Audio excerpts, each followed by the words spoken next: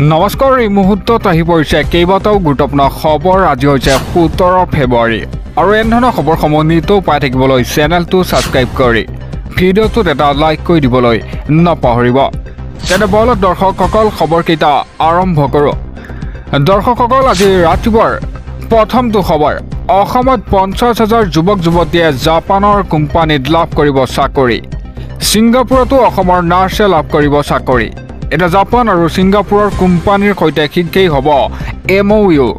মুখ্যমন্ত্ৰী ডক্টৰ হিমন্ত বিশ্ব শৰ্মাৰ বৃহৎ ঘোষণা।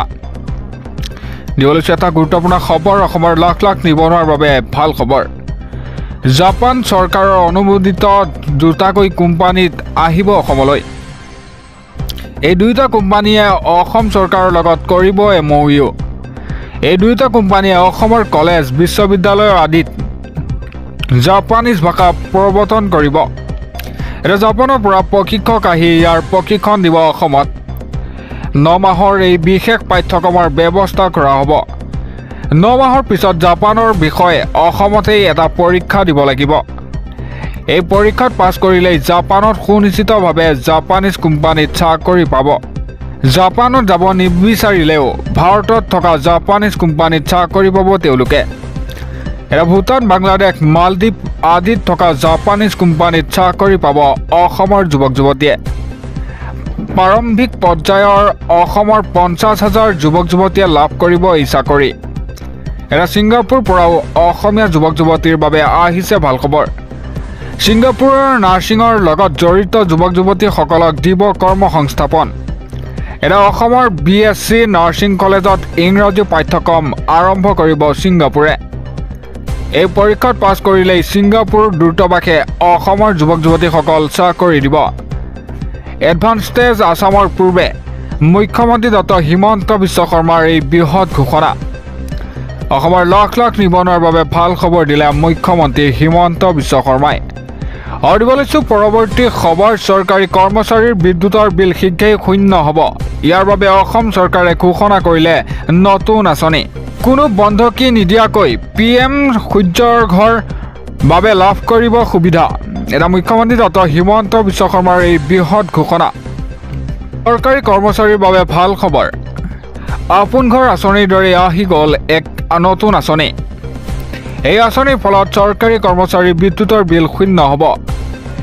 প্ৰধানমন্ত্ৰী সূৰ্য ঘৰ আঁচনিৰ অধীনত চৰকাৰী কৰ্মচাৰীয়ে লাভ কৰিব ছ'লাৰ পেনেল।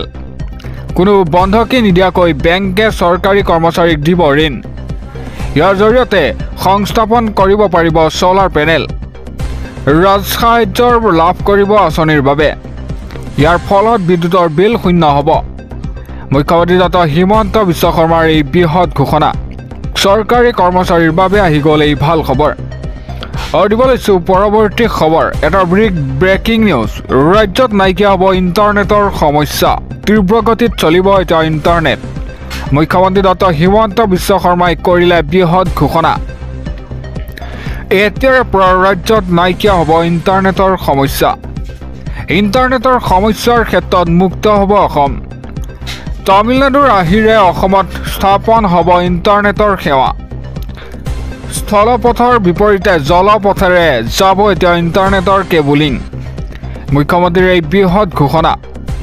এতিয়াৰ পৰা ৰাজ্যত নাইকিয়া হ'ব ইণ্টাৰনেটৰ সমস্যা। ইণ্টাৰনেটৰ সমস্যাৰ ক্ষেত্ৰত মুক্ত হ'ব অসম। তামিলনাডুৰ আহিৰে অসমত স্থাপন হ'ব ইণ্টাৰনেটৰ সেৱা। আৰু দিব লৈছোঁ পৰৱৰ্তী খবৰ পঞ্চায়ত নিৰ্বাচনৰ বাবে সাজু হৈছে চৰকাৰ। আপুনিও হওক সাজু। এটা পঞ্চায়ত নিৰ্বাচনক লৈ ডাঙৰ ঘোষণা। নতুন নিয়মেৰে অনুষ্ঠিত হ'ব এইবাৰ পঞ্চায়ত নিৰ্বাচন। মেট্ৰিক আৰু হায়াৰ ছেকেণ্ডাৰী পৰীক্ষা শেষ হোৱাৰ লগে লগে হ'ব এই নিৰ্বাচন। দিব লৈছোঁ এটা অতিকৈ গুৰুত্বপূৰ্ণ খবৰ পঞ্চায়ত নিৰ্বাচনৰ বাবে সাজু হৈছে চৰকাৰ। হায়াৰ ছেকেণ্ডাৰী পৰীক্ষা শেষ হোৱাৰ পিছতেই অনুষ্ঠিত হ'ব পঞ্চায়ত নিৰ্বাচন। নতুন নিয়মেৰে অনুষ্ঠিত হ'ব এইবাৰ পঞ্চায়ত নিৰ্বাচন। পঞ্চায়তক ৰাজনীতিক মুক্ত কৰাৰ বাবে লোৱা হৈছে বিশেষ সিদ্ধান্ত। পঞ্চায়তৰ সভাপতি আৰু সদস্য পদৰ প্ৰাৰ্থী অৰাজনৈতিক হ'ব লাগে। এটা বিজেপিৰ পঞ্চায়তৰ সভাপতি আৰু সদস্য পদত হস্তক্ষেপ নকৰে। অৱসৰপ্ৰাপ্ত শিক্ষক নাইবা স্থানীয়ভাৱে ভাল কাম কৰা লোকসকলে এই ক্ষেত্ৰত সুবিধা পাব। এতিয়াৰ পৰা মেট্ৰিক আৰু হায়াৰ ছেকেণ্ডাৰী পৰীক্ষাৰ শেষ হোৱাৰ লগে লগে হ'ব এই নিৰ্বাচন। এপ্ৰিল মাহত নিৰ্বাচন অনুষ্ঠিত কৰাৰ বাবে সাজু হৈছে চৰকাৰ প্ৰশাসন। পঞ্চায়ত নিৰ্বাচনৰ বাবে সকলোকে সাজু হোৱাৰ আহ্বান জনায়। এতিয়া পঞ্চায়ত নিৰ্বাচনক লৈ সাজু হৈছে বিজেপি চৰকাৰো। মন্ত্ৰী জয়ন্ত মল্ল বৰুৱাই এই কথা ঘোষণা কৰে। দিব লৈছোঁ পৰৱৰ্তী খবৰ। ইষ্টেমাৰ পৰা উভতাৰ পাছতেই শুকাব পথ দুৰ্ঘটনা।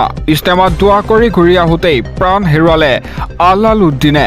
এটা ভয়ংকৰ দুৰ্ঘটনাত আহত হয় 6জনকৈ লোক। দিব লৈছোঁ এটা অতিকৈ গুৰুত্বপূৰ্ণ খবৰ। ইষ্টেমাত দোৱা কৰি ঘূৰি আহোঁতেই প্ৰাণ হেৰুৱালে আলালুদ্দিনে। ইষ্টেমাৰ পৰা উভতাৰ পাছতেই শুকাব পথ দুৰ্ঘটনা। ঠেলামৰত সংঘটিত হয় পথ দুৰ্ঘটনা। এজনৰ মৃত্যু আৰু আহত হয় 6জনকৈ লোক। এনে ঢেকীয়াজুলিত অনুষ্ঠিত উত্তৰ পূব অঞ্চলৰ ইষ্টেমাৰ পৰা উভতি অহাৰ পথত পথ দুৰ্ঘটনা। এটা যাত্ৰী কঢ়িয়াই অনা টাটা মেজিক গাড়ীৰ ভয়ংকৰভাৱে দুৰ্ঘটনাত পতিত হয়। বেলখিৰি দলঙৰ সমীপত দহখাইত সোমাল এই যাত্ৰীবাহী টাটা মেজিকখন। এটা আলালুদ্দিনৰ মৃত্যুৰ বিপৰীতে আহত হয় 6জনকৈ লোক আৰু লগে লগেই TMCত ভৰ্তি কৰোৱা হয়। ইষ্টেমাত দোৱা কৰি ঘূৰি আহোঁতেই প্ৰাণ হেৰুৱালে আলালুদ্দিনে। আৰু দিব লৈছোঁ পৰৱৰ্তী খবৰ। পুনৰ ৰাজ্য জোকাৰি যোৱা জঘন্য কাণ্ড। 14 বছৰীয়া কিশোৰীৰ সৈতে 4 লম্পটৰ কুকাণ্ড। এটা আৰক্ষীৰ জালত বিকাশ কৰ্মকাৰ আৰু বিষ্ণু কাৰিয়া, ৰবি কৰ্মকাৰ আৰু ৰঞ্জন কৰ্মকাৰ। দিব লৈছোঁ এটা অতিকৈ গুৰুত্বপূৰ্ণ খবৰ। এটা ব্ৰেকিং নিউজ। পুনৰ ৰাজ্য জোকাৰি যোৱা জঘন্য কাণ্ড। দলবদ্ধ ধৰ্ষণৰ বলি হ'ল 14 বছৰীয়া কিশোৰী। কিশোৰীগৰাকীৰ সৈতে 4 লম্পটৰ অপকৰ্ম। ধৰ্ষণৰ গোচৰত 4ওকে গ্ৰেপ্তাৰ কৰে আৰক্ষীয়ে। এটা আৰক্ষীৰ জালত বিকাশ কৰ্মকাৰ, বিষ্ণু কাৰিয়া, ৰবি কৰ্মকাৰ আৰু ৰঞ্জন কৰ্মকাৰকো গ্ৰেপ্তাৰ কৰে আৰক্ষীয়ে। এটা ভুক্তভোগী কিশোৰীৰ পৰিয়ালৰ গোচৰৰ ভিত্তিত গ্ৰেপ্তাৰ কৰে লম্পট কেইটাক। কিশোৰীগৰাকীৰ অন্তঃসত্ত্বা হোৱাৰ পিছতহে পোহৰলৈ আহে এই ঘটনাটো। এটা দীৰ্ঘদিনীয়া কিশোৰীগৰাকীক ভয় ভাবুকিৰে ধৰ্ষণৰ অভিযোগ। এটা গুৱাহাটীৰ সমীপৱৰ্তী সোণাপুৰত এই ভয়ংকৰ ঘটনা সংঘটিত হয়। আৰু দিব লৈছোঁ পৰৱৰ্তী খবৰ। তেলচুৰিত নামিল এতিয়া বিজেপিৰ কৰ্মী। তেলচুৰ বিজেপি কৰ্মী বুলুদে কেতিয়া গ্ৰেপ্তাৰ কৰে আৰক্ষীয়ে। প্ৰায় ধৃত বুলুদেৰ ঘৰৰ পৰা প্ৰায় 3000 লিটাৰ ডিজেল জব্দ কৰিছে আৰক্ষীয়ে। দিব লৈছোঁ এটা অতিকৈ গুৰুত্বপূৰ্ণ খবৰ। ৰাজ্যত চোৰাং তেলৰ সৰবৰাহে জড়িত বিজেপিৰ কৰ্মী। লখিমপুৰত বিস্তৰ পৰিমাণৰ চোৰাং ডিজেল জব্দ কৰে আৰক্ষীয়ে। তেল চুৰি কাণ্ডৰ গোচৰত গ্ৰেপ্তাৰ হয় বিজেপি কৰ্মী বলুদে। এটা লখিমপুৰৰ ডিজুত সংঘটিত হৈছে এই তেল চুৰি কাণ্ড। দীৰ্ঘদিনে ডিজুত বলুৱে চলাই আহিছিল তেলৰ অবৈধ ব্যৱসায়। এটা বলুদেৰ ঘৰৰ পৰা প্ৰায় 3000 লিটাৰ ডিজেল জব্দ কৰে আৰক্ষীয়ে। এটা বলুদে বিজেপিৰ ডিজু মণ্ডলৰ এজন সক্ৰিয় কৰ্মী। এটা অবৈধ তেল ব্যৱসায়ী আৰু বহু লোক জড়িত থকাৰ সন্দেহ কৰে। ৰাজ্যত চোৰাং তেলৰ সৰবৰাহে জড়িত বিজেপি কৰ্মী।